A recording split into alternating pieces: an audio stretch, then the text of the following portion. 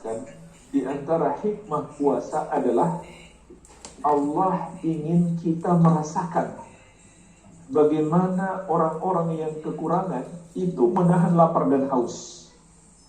Ini jangan kita lupakan, termasuk hikmah besar mengapa kita disyariatkan berpuasa oleh Allah Subhanahu wa taala. Kata para ulama, Allah ingin kita merasakan bagaimana penderitaan orang-orang yang kekurangan. Mereka tidak punya makanan, mereka tidak punya minuman. Mereka harus berpuasa mungkin di sepanjang tahun, sementara kita hanya sebulan penuh di bulan Ramadan.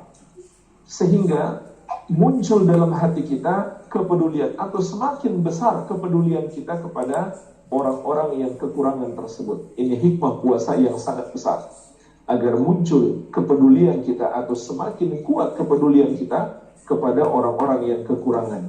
Karena kita telah merasakan bagaimana susahnya mereka menahan lapar dan haus.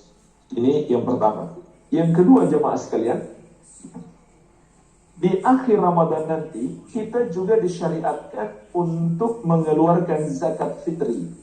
Di dalam hadis yang diriwayatkan Abu Daud dari Ibnu Abbas radhiyallahu anhuma, beliau mengatakan, "Farada Rasulullah sallallahu alaihi wasallam zakat al-fitri tuhratan lis-sha'imi min al-lagwi war-rafathi wa tu'matan lil masakin." Rasulullah sallallahu alaihi wasallam mewajibkan zakat fitri yang memiliki dua fungsi, dua manfaat bagi kita.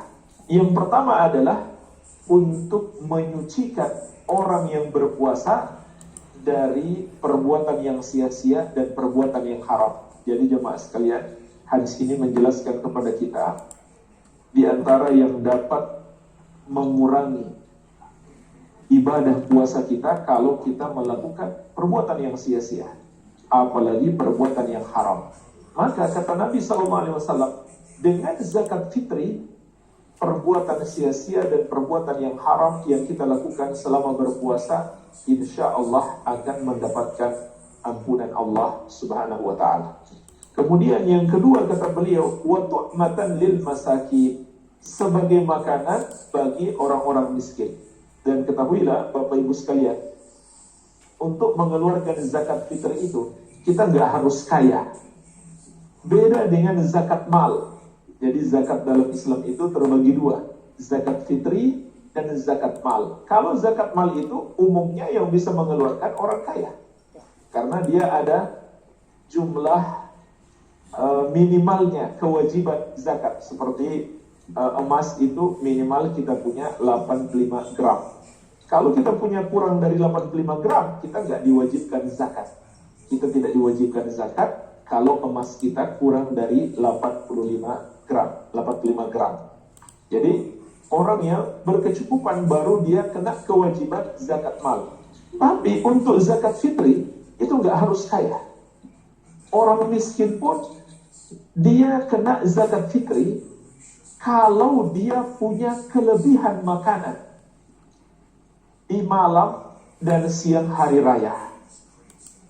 Kalau dia punya kelebihan makanan di malam dan siang hari raya, maka dia diwajibkan memberikan zakat fitri juga kepada orang yang membutuhkan.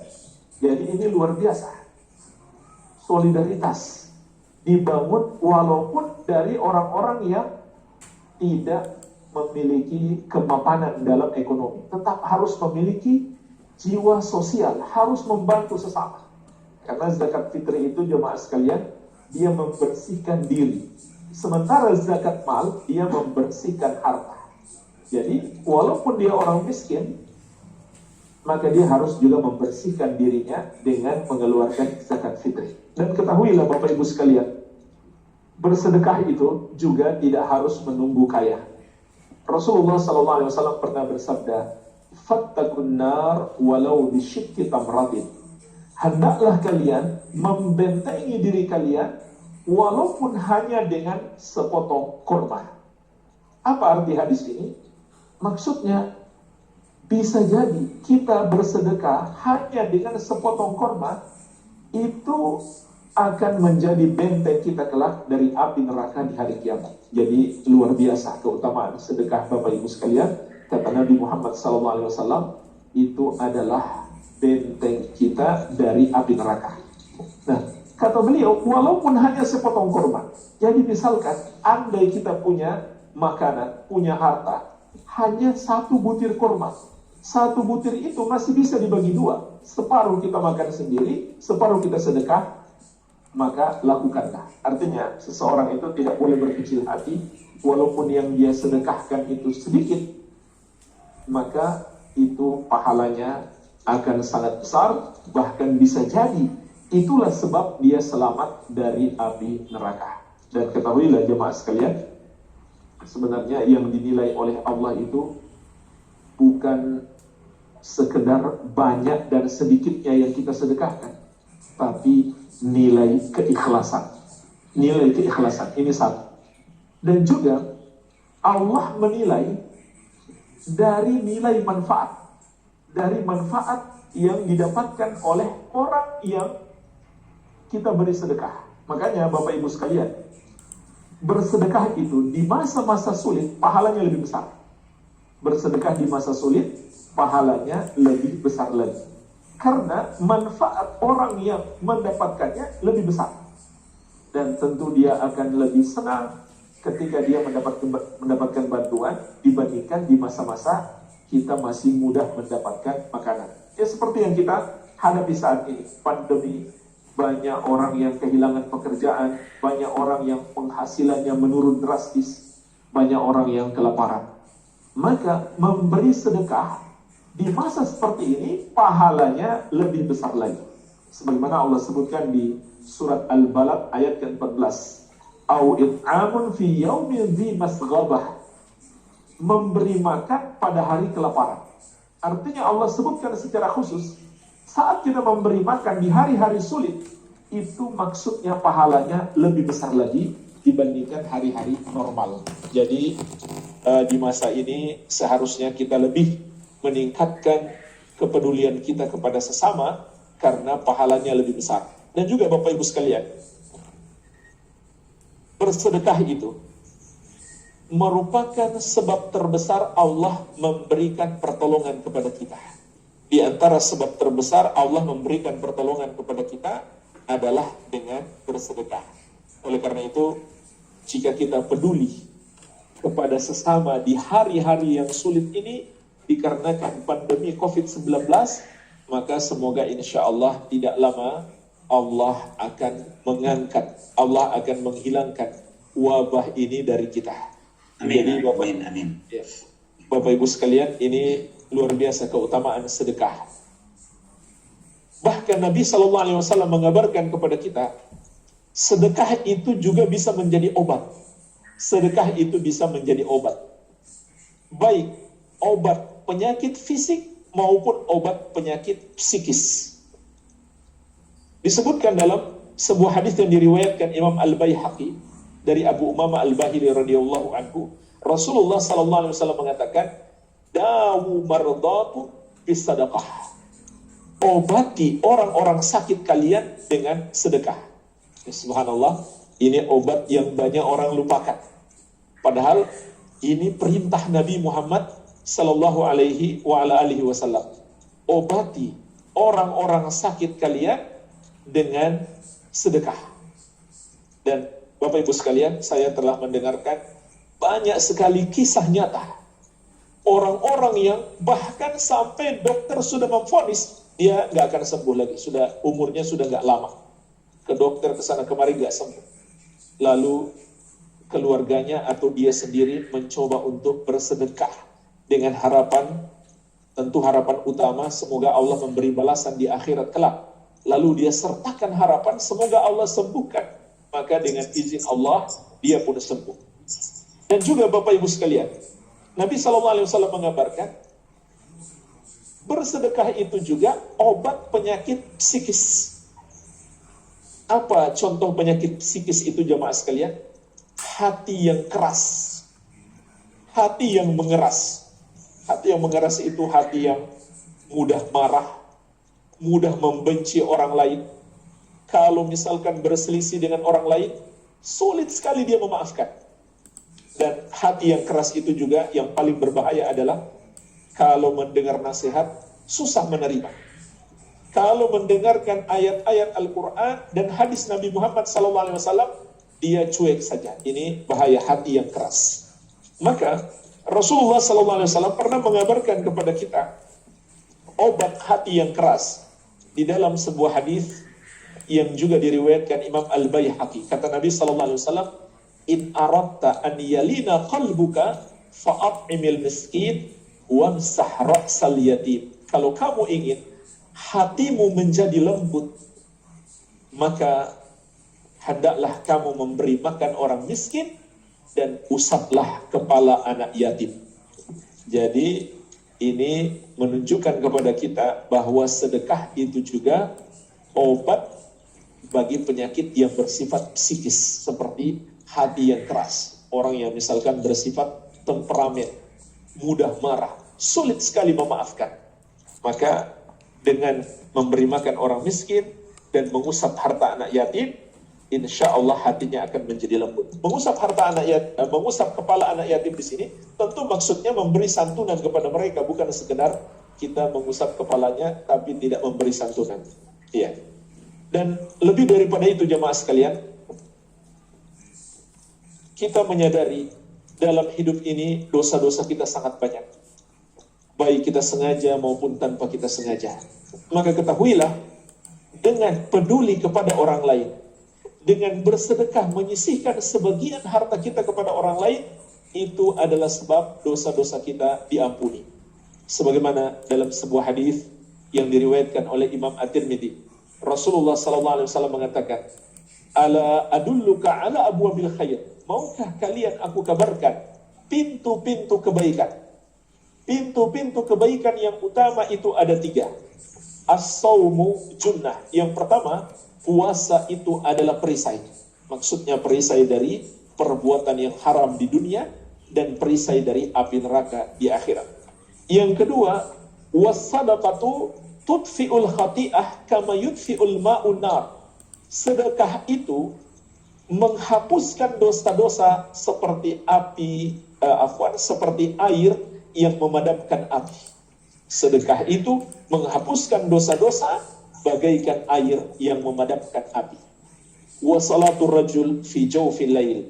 Yang ketiga, seseorang melakukan solat di tengah malam, yaitu solat tahajud. Kalau di bulan Ramadan namanya adalah solat tarawih. Jadi ini luar biasa, 3 pintu kebaikan yang bisa kita amalkan semuanya di bulan Ramadan. Puasa, sedekah, dan solat malam. Baik, jadi Bapak Ibu sekalian, ini yang kedua, anjuran mengeluarkan zakat fitri. Maka kita bisa memetik pelajaran dari situ.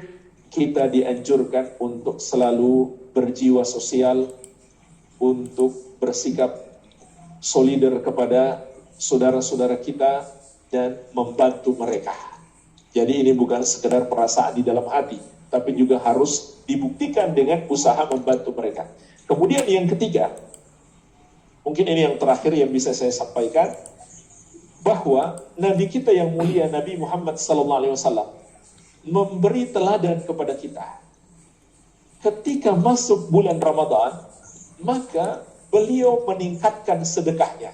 Sebagaimana dalam hadis yang diriwayatkan Al-Bukhari dan Muslim.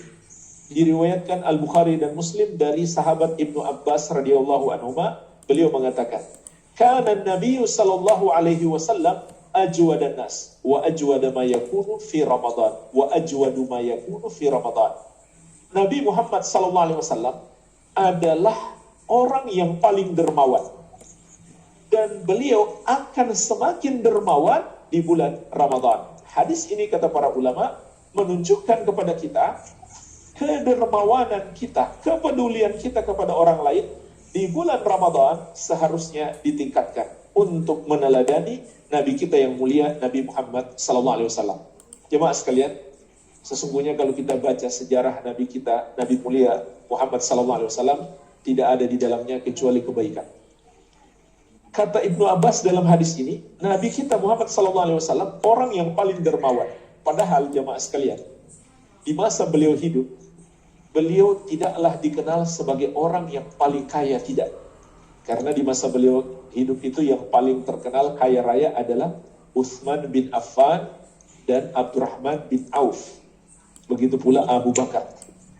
Ini sahabat-sahabat yang terkenal paling kaya raya di masa Nabi Muhammad SAW hidup. Tapi ternyata yang lebih dikenal dengan sikap kedermawanan, sifat kepedulian itu adalah Rasulullah. Rasulullah bisa mengalahkan mereka. Dan kalau kita baca jemaah sekalian, itu infak yang dikeluarkan oleh Utsman bin Affan itu sangat menakjubkan. Kalau dikonversi dengan uang sekarang, itu bisa sampai triliunan rupiah. Nah, terutama ketika terjadi musim kelaparan di kota Madinah, maka Utsman datang kafilah dagang Utsman dengan membawa harta yang jumlahnya sangat besar. Ketika itu orang-orang kaya di kota Madinah berebutan menawar barang dagangan beliau. Tapi subhanallah jamaah sekalian, karena lagi musim kelaparan, kebanyakan masyarakat tidak sanggup membeli, beliau tidak menjual sedikit pun barang tersebut, namun beliau bagi-bagikan sebagai sedekah. Ini luar biasa. Utsman bin Affan radhiyallahu anhu, beliau adalah khalifah yang ketiga dan juga menantu Rasulullah sallallahu alaihi wasallam. Dua putri Nabi sallallahu alaihi wasallam dinikahkan dengan beliau. Yang pertama wafat, kemudian yang dinikahkan lagi dengan putri yang kedua kepada Utsman bin Affan radhiyallahu anhu. Ini luar biasa. Tapi ternyata kata para sahabat, ada yang lebih dermawan daripada Utsman, yaitu Nabi Muhammad SAW. Padahal dari segi kekayaan, Utsman jauh lebih kaya daripada Nabi Muhammad SAW. Tapi yang lebih terkenal dengan sifat kedermawanan yang paling banyak sedekah adalah Rasulullah SAW. Jemaah sekalian, pernah 3 bulan lamanya di rumah Nabi Muhammad SAW tidak ada api menyala. Artinya apa? Beliau ketika itu hidup dalam kekurangan, untuk memasak pun nggak ada. Apa yang dimakan oleh beliau dan keluarga? Hanya kurma dan air putih. Tidak ada roti, tidak ada daging, tidak ada gandum. Dan ketika Nabi Muhammad SAW wafat, beliau masih menyisakan hutang.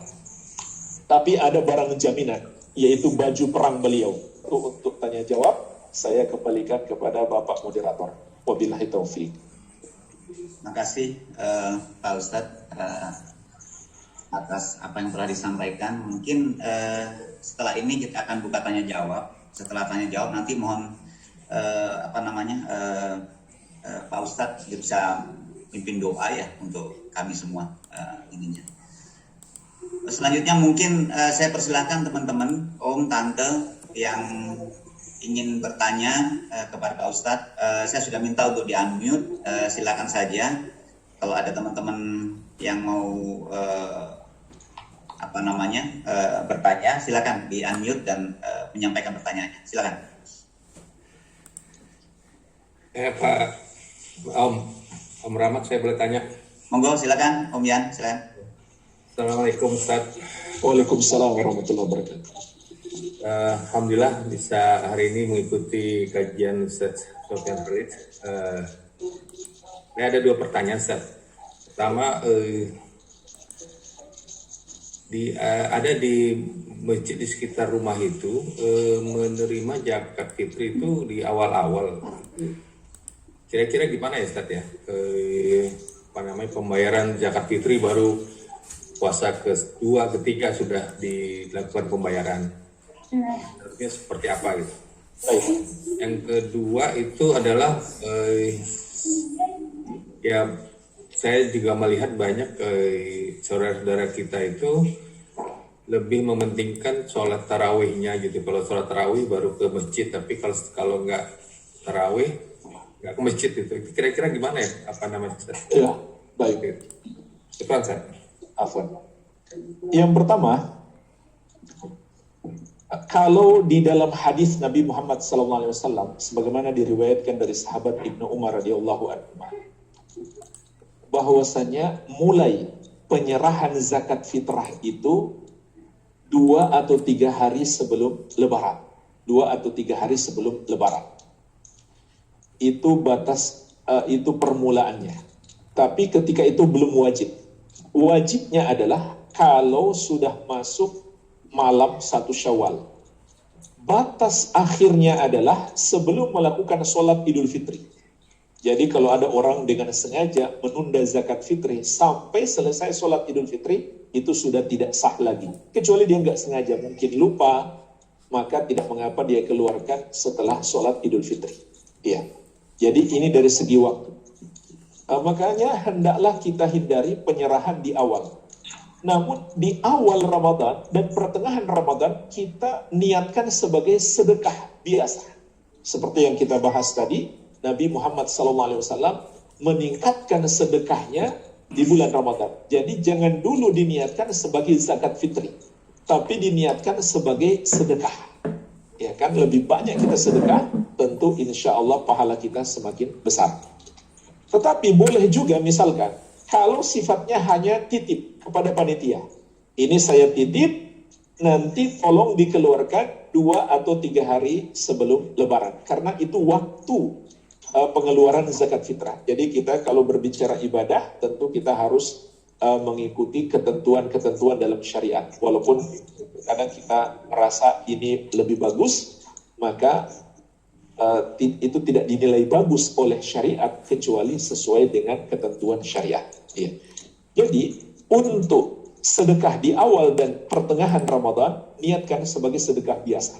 Kecuali Bapak Ibu sekalian, ada kita lihat orang yang betul-betul butuh makan. Kalau kita nunggu akhir Ramadan, ya nggak mungkin. Maka tidak mengapa insya Allah, jika kita tidak punya harta lain, selain zakat fitri itu, kita serahkan kepadanya. Tapi kalau kita punya harta lain, kita berikan kepadanya sedekah dulu. Nanti di akhir Ramadan, baru kita berikan zakat fitri. Barangkali seperti itu Pak. Wallahu a'lam. Kemudian yang kedua, memang ini fenomena banyak terjadi akibat tidak memahami dengan baik ajaran-ajaran Islam. Ada sebagian orang yang malah lebih mementingkan sholat tarawih daripada sholat wajib. Padahal sholat tarawih itu sendiri hukumnya sunnah. Yang wajib lebih tinggi daripada sunnah. Andai kita tidak sholat tarawih, lalu kita hanya sholat wajib saja, kita nggak berdosa. Tapi kalau kita sholat tarawih dan kita nggak sholat wajib, maka kita berdosa besar. Jadi ini ada salah kaprah memang. Sholat tarawih tapi sholat wajib malah diabaikan. Ya. Adapun hukum sholat wajib di masjid, memang ada perbedaan-perbedaan pendapat ulama, tetapi pendapat yang paling kuat insya Allah, bagi laki-laki, jika tidak punya uzur, maka wajib sholat berjamaah 5 waktu di masjid. Kecuali ada uzur seperti sakit, atau mungkin di masa pandemi ini masih khawatir karena di zona merah, atau mungkin masjidnya tidak mengikuti prokes sehingga kita khawatir, maka itu uzur.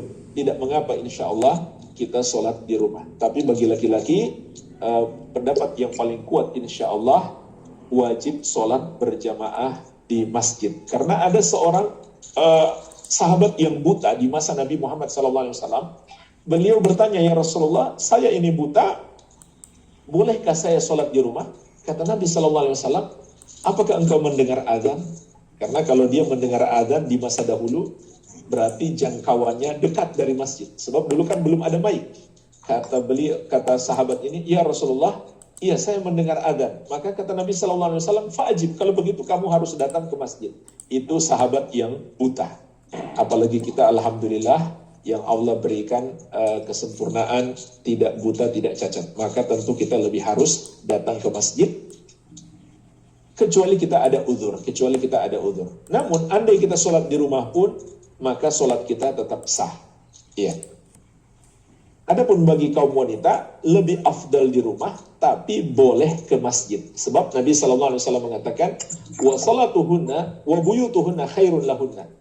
Bagi para wanita lebih baik sholat di rumah. Tapi seandainya para wanita ke masjid juga tidak terlarang. Iya, barangkali demikian Pak. Wallahu a'lam. Mungkin ada pertanyaan lain, silakan. Baik, makasih Pak Ustadz. Om Yan, jawab ya, Om Yan ya. Oke. Om Rahmat ya. Ya, oke, makasih. Selanjutnya, pertanyaan berikutnya, saya persilahkan. Om Agus, silakan Om. Silakan Om Agus. Assalamualaikum Ustaz. Waalaikumsalam warahmatullahi wabarakatuh. Izin bertanya, yang saya ketahui dalam pencegahan itu boleh secara sembunyi-sembunyi maupun secara terang-terangan. Ya. Nah ini yang saya ingin tanyakan, mana yang lebih utama, apakah sembunyi atau terang-terangan. Yang kedua, bagaimana cara menjaga agar sedekah kita dijauhkan dari riya. Terima kasih. Waalaikumsalam. Pada dasarnya sedekah yang dilakukan sembunyi-sembunyi itu lebih afdal, itu lebih besar pahalanya. Lebih besar pahalanya sedekah itu dilakukan sembunyi-sembunyi. Sebagaimana dalam surat Al-Baqarah ayat 271. In tubdu sadaqati fani'immahi. Kata Allah, kalau kalian menampakkan sedekah maka itu baik. Wa in tukhfuha wa tu'tuha al-fuqara fahuwa khairul lakum. Tapi kalau kalian sembunyikan dan kalian berikan kepada orang fakir, maka itu lebih baik bagi kalian. Jadi kata Allah dalam ayat ini dua-duanya baik. Sedekah sembunyi-sembunyi atau terang-terangan. Tapi kalau kita berikan sembunyi-sembunyi itu lebih baik. Ya. Kenapa Bapak Ibu sekalian? Karena itu lebih menguatkan keikhlasan kita. Sementara kalau kita disaksikan oleh orang atau nanti nama kita diumumkan sebagai pemberi sedekah, ya si fulan kasih 2 juta, si fulan kasih 3 juta, ini dikhawatirkan dapat merusak niat kita. Jadi kenapa lebih baik? Karena orang yang melakukan ibadah secara sembunyi-sembunyi itu lebih menguatkan keikhlasannya. Karena seperti yang saya katakan tadi, sebenarnya bukan masalah jumlahnya, tapi nilai keikhlasannya. Kita memberi. Bisa jadi orang yang memberi 1 juta lebih besar pahalanya daripada yang memberi 100 juta. Kenapa? Yang 1 juta ini keikhlasannya lebih kuat, keikhlasannya lebih besar. Dan bahkan bisa jadi yang 100 juta nggak dapat apa-apa. Kenapa? Dia pingin dipuji orang. Itulah Bapak Ibu sekalian yang disebut dengan riya. Riya itu orang yang pingin amalnya dilihat oleh orang lain agar dia mendapatkan pujian orang, atau ingin diperdengarkan kepada orang lain agar dia mendapatkan pujian orang. Maka ini disebut riya. Riya itu adalah penghapus pahala. Jadi hati-hati Bapak Ibu sekalian, ketika kita beramal, kalau ada dalam hati kita walaupun sedikit keinginan untuk dipuji orang, maka itu namanya riya, dan riya lawan daripada ikhlas. Ikhlas itu orang yang semata-mata dia harapkan ganjaran dari Allah Subhanahu wa Ta'ala. Bahkan sekedar ucapan terima kasih dari orang yang diberi, dia tidak harapkan. Ya, sebagaimana kata Allah, "Innama nut'imukum liwajhillah la nuridu minkum jazaa'an wala syukura." Ucapan orang-orang beriman, kami memberi makan kepada kalian demi wajah Allah. Maksudnya agar kita masuk surga dan bisa mendapatkan nikmat lihat wajah Allah. Disebutkan dalam hadis, itu nikmat terbesar penghuni surga. La nuridu minkum jazaa'a wala syukura. Kami tidak mengharapkan balasan dari kalian, tidak pula sekedar ucapan terima kasih. Subhanallah. Jadi Bapak Ibu sekalian, jangan sakit hati kalau kita memberi kepada orang, lalu dia nggak ucapkan terima kasih. Kenapa? Karena bukan itu yang kita harapkan. Betul, itu kewajiban dia. Tapi bukan itu yang kita harapkan. Yang kita harapkan adalah pahala ganjaran dari Allah Subhanahu wa Ta'ala. Nah, pertanyaan yang kedua tadi, lalu bagaimana agar kita terhindar dari riya? Yang pertama harus ada usaha, Bapak Ibu sekalian. Usahanya bagaimana? Usaha menghadirkan keikhlasan dalam hati. Jadi ini amalan hati. Hati harus beramal, hati harus berusaha menghadirkan niat kita lakukan ini untuk dapat balasan dari Allah, bukan pujian manusia. Ini pertama. Dan harus dikontrol terus hati kita. Karena terkadang awalnya kita ikhlas, ya, setelah itu bisa jadi muncul riya di tengah-tengah amalan kita. Ya, bisa jadi ada orang sedekah 50 juta ikhlas. Tiba-tiba namanya diumumkan, disebarkan, dipuji. dia tambah 50 juta demi supaya dapat pujian lebih besar, demi supaya beritanya lebih viral, maka hancur sudah amal ibadahnya. Jadi harus ada usaha sepanjang amalan kita. Akan Pak, saya mohon maaf ini sudah masuk waktu berbuka di Kota Manado ini. Iya, sebentar lagi masuk berbuka ya, Iya, Ustaz ya.